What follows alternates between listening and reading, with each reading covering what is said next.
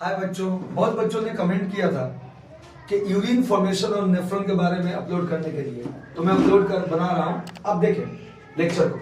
सबसे पहली बात तो मैं बताऊं आपको बच्चों, यूरिन फॉर्मेशन किडनी में नहीं, यूरिन जो यूरिन होता है वो किडनी में नहीं बनता। यूरिन फॉर्मेशन लीवर में होती है। एक प्रोसेस होता है ओलिथाइन साइकिल, उससे यूरिन बनती है। लीवर से ब्लड के थ्रू किडनी में आती है और किडनी ब्लड से टॉक्सिक सब्सटेंस को यानी यूरिन को अलग करता है। पहले तो ये जान लीजिए कि किडनी के अंदर यूरिन नहीं बनती, किडनी ब्लड से यूरिन को अलग करता है। यूरिन टॉक्सिक सब्सटेंस होती है बच्चों, फर्स्ट बात। ओके, अब समझते हैं कि किडनी देखिए एक पेयर होता है और किडनी के अंदर नेफ्रॉन होता है। नेफ्रॉन ये स्ट्रक्चर किडनी के अंदर होता है और ये किडनी का स्ट्रक्चरल एंड फंक्शनल यूनिट होता है। स्ट्रक्चरल फंक्शन का मतलब जैसे ये दीवार बनी हुई है, दीवार ईंट से बनी हुई है, तो ये दीवार, इस दीवार की यूनिट क्या हुई? ईंट, ब्रिक। वैसे ही किडनी की यूनिट क्या है? नेफ्रॉन। क्लियर? अब ये नेफ्रॉन रिस्पॉन्सिबल है ब्लड से यूरिन को अलग करने का। ठीक है, उससे पहले कि हम ये देखें कि यूरिन ये बनाता कैसे, खून से अलग कैसे करता है, ब्लड से अलग कैसे करता है, ये देखते हैं कि नेफ्रॉन का एनाटॉमी क्या है। एनाटॉमी मतलब कैसे बना हुआ है। सो लेट अस सी। अगर हम बात करें तो नेफ्रॉन जो होता है बच्चों, नेफ्रॉन की एनाटॉमी की बात करें हम, तो जो नेफ्रॉन होता है इसमें आमतौर पे बच्चे 5 पार्ट होते हैं। पहला Malpighian body, Malpighian body, Malpighian body. दूसरा होता है, जो दूसरा पार्ट होता है ये होता है पीसीटी। अभी हम इसमें दिखाते भी हैं कि कहां होता है ये सब। पीसीटी का फुल फॉर्म होता है proximal convoluted tubule, convoluted tubule. उसके बाद आता है हेलनेस लूप या लूप ऑफ हेलनेस कह लीजिए, हेलनेस लूप। और इसके बाद अगर हम बात करें बच्चों तो अगर इसके बाद हम बात करें बच्चों, हेलनेस loop, Malpighian tubule, PCT, हेलनेस loop, फिर बच्चों डीसीटी। डीसीटी का फुल फॉर्म होता है डिस्टल कन्वोल्यूटेड ट्यूबुल। उसके बाद अगर हम बात करें तो लास्ट में आता है कलेक्टिंग डक्ट। हालांकि कई राइटरों ने कहा है कि कलेक्टिंग डक्ट पार्ट नहीं होता। ओके, तो कितने पार्ट हो गए नेफ्रॉन के? एनाटॉमी कितने हो गए? 5। अब देखते हैं कहां है इसमें। ओके, आगे एक और पार्ट लेते हैं। मालफिजियन ट्यूबुल के 2 पार्ट्स कर लेते हैं, ग्लोमेरुलस और Bowman capsule.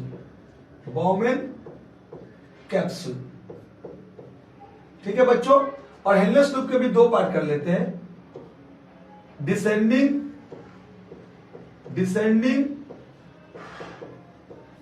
हेलनेस loop and ascending हेलनेस loop. ठीक है बच्चों, अब देखते हैं ये चीज कहां है। मालफिजियन बॉडीज किससे मिलकर बना होता है? ग्लोमेरुलस। ये जो ब्लड वेसल दिख रहे हैं ना, रेड, ये ऐसे गई होती है, ये कहलाती है glomerulus, bunch of blood vessels. खून की नलियां जैसे एक ट्यूब गई और पतली पतली कैपिलरीज में टूट गई, ये कहलाती है ग्लोमेरुलस। क्या कहलाती है बच्चों? ग्लोमेरुलस। और ये जो चीज है, ये चीज कहलाती है बच्चे बोमन कैप्सूल। और ये पूरा इतना पोर्शन कहलाता है मालफिजियन बॉडीज। यानी मालफिजियन बॉडीज में 2 पार्ट हो गए। ये रेड वाला जो दिख रहा है बच्चों, ये रेड वाला क्या है? ग्लोमेरुलस, ब्लड वेसल से ये। और बोमन कैप्सूल क्या है? ये कप, ये वाली, ये जो दिख रही है ना, ये कप शेप, ये कप शेप स्ट्रक्चर, ये कहलाती है आपको बोमन कैप्सूल।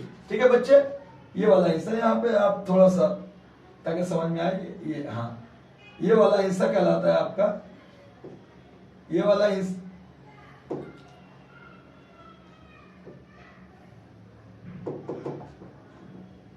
ये वाला जो यहाँ पे हिस्सा आता है ये बॉमन कैप्सूल कहलाता है।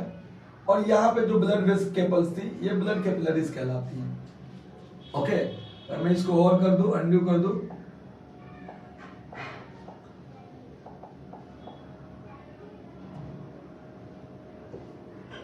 ये तो अब ये जो ग्लोमेरुलस होता है ये ब्लड वेसल्स होते हैं, और ये जो यहां तक जो पोर्शन होता है ये पोर्शन क्या कहलाता है? Bowman capsule. ये कप शेप स्ट्रक्चर जो ये कप शेप स्ट्रक्चर ये बॉमन कैप्सूल कहलाता है। और यहां से लेकर यहां तक ये पूरा पोर्शन कहलाता है पीसीटी, प्रोक्सिमल कन्वोल्यूटेड ट्यूबुल, ये पूरा पोर्शन। उसके बाद ये जो नीचे की तरफ जा रही है और ये वाली, ये पूरा कहलाता है हेनलेस लूप। ये नीचे जा रही है इसलिए इसे क्या कहते हैं? Descending Henle's loop. नीचे, डिसेंड का मतलब नीचे की तरफ जाना। और असेंडिंग क्या कहलाती है? ये असेंडिंग हेनलेस लूप। ये दोनों हेनलेस लूप है, एक डिसेंडिंग एक असेंडिंग। और ये चीज क्या कहलाती है? DCT, distal convoluted tubule, DCT. और ये वाला हिस्सा क्या कहलाती है? पीसीटी। ओके, तो ये पांचवा आप समझ गए बच्चे कि 5 पोर्शन होती है एनाटॉमी। अब देखते हैं यूरिन बनते कैसे हैं। लेट अस सी। देखो यूरिन कैसे बनते हैं इस पे ध्यान देते हैं बच्चों। अब अगर मैं यूरिन की बात करूं कि यूरिन बनता कैसे है, तो अब यहां पे ध्यान देते हैं और अलग से समझने की कोशिश करते हैं और अच्छी तरह से। अगर हम बात करें यूरिन फॉर्मेशन की, तो ध्यान देते हैं बच्चे कि यूरिन फॉर्मेशन की अगर हम बात करें, यूरिन फॉर्मेशन की, तो यूरिन फॉर्मेशन 3 स्टेप में होती है। 3 स्टेप में। पहला step glomerular filtration, glomerular filtration. दूसरा क्या होता है? रीएब्सॉर्प्शन, ट्यूबुलर रीएब्सॉर्प्शन होता है। और तीसरा होता है सेक्रीशन। 3 स्टेप में यूरिन बनती है बच्चों। देखो कैसे। ग्लोमेरुलर फिल्ट्रेशन क्या है? मान लो ये बॉमन कैप्सूल है, ये वाली चीज को मैं यहां ला दिया, और मान लो ये ब्लड वेसल्स है। यहां पे ब्लड वेसल्स की कैपिलरीज है, पतली पतली बहुत सारी कैपिलरीज है। तो जब यहां पे कोई ब्लड ऐसे फ्लो कर रही है, तो ब्लड ऐसे क्रॉस करके यहां जाती है। टॉक्सिक मटेरियल ब्लड की जो भी चीजें हैं वो ऐसे जाती है। अब यूं समझ लीजिए कि उसे 3 चीज को क्रॉस करना पड़ता है कि ये मेम्ब्रेन ब्लड वेसल की, एक ये बीच वाली चीज, और एक बॉमन कैप्सूल की। 3 मेम्ब्रेन को क्रॉस करके जाती है। यूं समझ लीजिए कि ये कोई ट्यूब है। आप ये समझ लीजिए कि ये कोई ट्यूब है। इस ट्यूब से यहां पे और देखेंगे, ये कोई ट्यूब है। इस ट्यूब से मान लीजिए ब्लड जा रही है। ये ट्यूब है यहां पे, ये मान लीजिए ट्यूब है, इससे ये ब्लड जा रही है। एक सिंपल वे में समझिए, ऐसे ऐसे ब्लड तो ऐसे चलती जा रही है, ऐसे चलती चली जाएगी। तो यहां से डिफ्यूज होके इसमें इंटर करेगी, और ये डिफ्यूजन वेस्ट मटेरियल का होगा, टॉक्सिक मटेरियल का। लेकिन देखो नेचर में भी सेम है। यहां पे सिर्फ टॉक्सिक नहीं जाती है, इसमें अच्छी चीजें भी चली जाती है। होता है ना, तुम जितना फिल्टर कर लो, मान लो कभी खराब चीज को फिल्टर करो तो साथ साथ अच्छी चीजें भी चली जाती है। तो अच्छी चीजों को तो ये इसलिए तो ये बनाई गई है, नेचर ने डेवलप भी तो इसलिए किया है कि यहां से कभी कभी अच्छी चीजें चली जाएगी तो हम उसको क्या करेंगे? एब्सॉर्प्शन। तो बच्चे जो फिल्ट्रेशन ग्लोमेरुलस में होता है, ग्लोमेरुलस मतलब ब्लड वेसल, ये बॉमन कैप्सूल है और यहाँ पे ये ब्लड वेसल है। तो यहां से खून तो गुजर रही है ब्लड वेसल से, ये खून जा रही है ब्लड। तो यहां जो फिल्ट्रेशन होती है इस ट्यूब के अंदर आ जाती है। This filtration is called glomerular filtration. और अब यहां पे अच्छी चीजें भी चली गई, ग्लूकोज चला गया, अमाइनो एसिड चला गया, जिसे न्यूट्रिएंट्स करके यहां डिनोट किया गया है। तो उस चीजों को बाहर तो निकलना होगा ना इससे, और बाहर निकल के यहाँ ब्लड वेसल, ये चीज इधर है, उसमें घुस जाना होगा, ब्लड को वापस करना होगा। भाई ब्लड की अच्छी चीजें चली आई है जो यूरिन से नहीं निकलेगी बाहर, यहां से निकलती है यूरिन तो नहीं निकलेगी, तो वापस तो करनी होगी ना। तो यहां पे वापस कर दिए जाते हैं, पूरा ट्यूब पे वापस किए जाते हैं, रीअब्सॉर्ब कर दिए जाते हैं। And this process is called reabsorption. जितनी भी अच्छी चीजें होती है, यूजफुल मटेरियल होती है, न्यूट्रिएंट्स होती है, H2O न्यूट्रिएंट्स, CO3 सब एब्सॉर्ब कर लिए जाते हैं। This process is called reabsorption.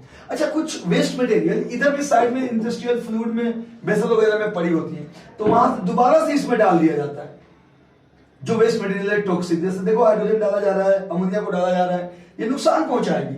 भाई तू रहने के लायक नहीं, तू निकल। बॉडी कहती है तू निकल, इनको निकाल के तो जाहिर बात इनको डाल दिया था, ये चल रही है इसमें, तो इसको कहते हैं सेक्रीशन। और याद रखना बच्चों, अंदर जो जा रही है ना, यूरिन नहीं है, यूरिन यहां बनती है, यहां पे उसको कहते हैं फिल्ट्रेट। क्या कहते हैं? फिल्ट्रेट। क्योंकि उसमें तो अच्छी चीजें भी शामिल है ना, अभी अच्छी चीजें भी हैं, वो पूरे एब्जॉर्ब होंगी। तो समझ गए बच्चे कि ग्लोमेरुलर फिल्ट्रेशन में, ग्लोमेरुलस में फिल्ट्रेशन होता है। यहाँ पे 90% अच्छी चीजें तो यहाँ गंदी चीजें और वेस्ट मटेरियल अंदर इधर आ गई। उसके बाद रीएब्सॉर्प्शन बनाया इसलिए गया कि अगर कोई अच्छी चीज चली गई है इधर और यूरिन से निकल जाए, अब आप एक सोचो, अगर ग्लूकोज चली जाए और वो निकलती रहे बार बार, तो प्रॉब्लम होगी ना दोस्त, कमजोर हो जाएंगे आप। तो सारी की सारी ग्लूकोज दोबारा से बॉडी में रीअब्सॉर्ब कर लिए जाते हैं, ये रीअब्सॉर्प्शन हो गया। बोर्ड में क्वेश्चन पूछता है क्या रीअब्सॉर्प्शन होता है यहाँ पे? आमतौर पे न्यूट्रिएंट्स, ग्लूकोज, अमाइनो एसिड ज्यादा, बाकी वाटर भी होते हैं, NaCl भी होते हैं। उसके बाद सेक्रेशन में क्या होता है कि बाहर भी कुछ वेस्ट मटेरियल है तो वो अंदर चली जाती है यूरिन के साथ बाहर निकलने के लिए, जो बॉडी के लिए यूजफुल नहीं है। ये प्रोसेस सेक्रेशन कहलाता है। तो कैसे एग्जाम में लिखेंगे कि urine formation based on 3 process, glomerular filtration, reabsorption and secretion.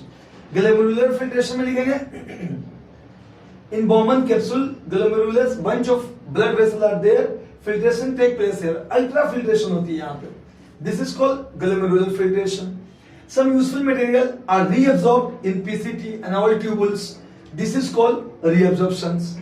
And then secretion में कि कुछ waste material ammonia, hydrogen again enters into the where filtrate, this is called secretion. तो शॉर्ट 5-10 मिनट में आप रिकैप सुन लीजिए। किडनी की structure और functional unit क्या है? नेफ्रॉन। और नेफ्रॉन जो होता है वो एनाटॉमिकली 5 पोर्शन में डिवाइड होता है। बॉमन कैप्सूल, ये जो होता है मल्फिजन बॉडी में 2 पार्ट, बॉमन कैप्सूल और ग्लोमेरुलस।